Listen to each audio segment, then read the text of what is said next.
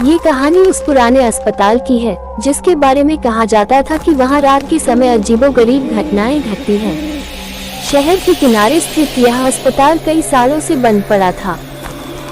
कहते हैं कि यहाँ कई साल पहले एक भयानक हादसा हुआ था जिसमें दर्जनों मरीज और डॉक्टर एक ही रात में मारे गए थे।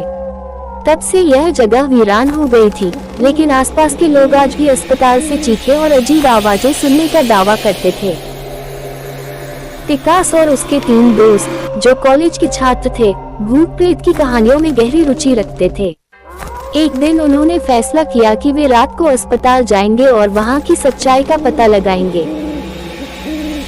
सभी दोस्त अस्पताल के अंदर घुसने के लिए तैयार हो गए। रात के करीब 12 बजे, जब पूरा शहर सो रहा था, वे चारों एक टॉर्च और कैमरे के साथ उस अस्पताल पहुंचे। अस्पताल के अंदर का माहौल बेहद डरावना था। दीवारों पर धूल और जाले लगे हुए थे और हर तरफ अंधेरा था। वे धीरे धीरे अस्पताल की पुरानी गलियारों में घूम रहे थे।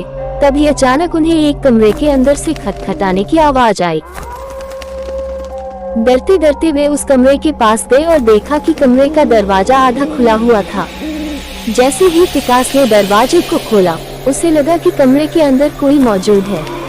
उसने टॉर्च की रोशनी कमरे के चारों ओर घुमाई, लेकिन वहां कोई नहीं था।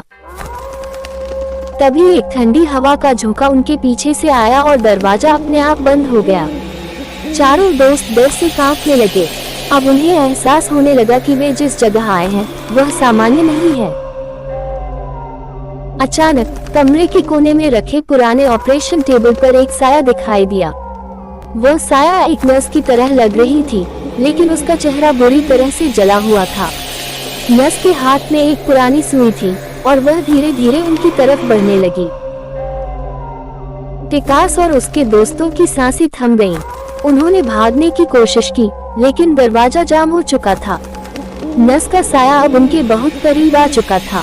तभी कमरे की लाइट्स अपने आप जलने बुझने लगी और चीखों की आवाजें पूरे अस्पताल में गूंजने लगी। टिकास और उसके दोस्तों ने जोर से चिल्लाना शुरू कर दिया।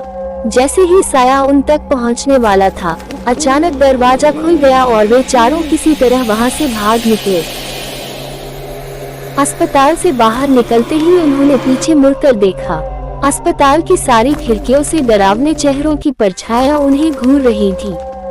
वे चारों बिना रुके भागते चले गए और कभी उस अस्पताल की तरफ लौटने की हिम्मत नहीं की।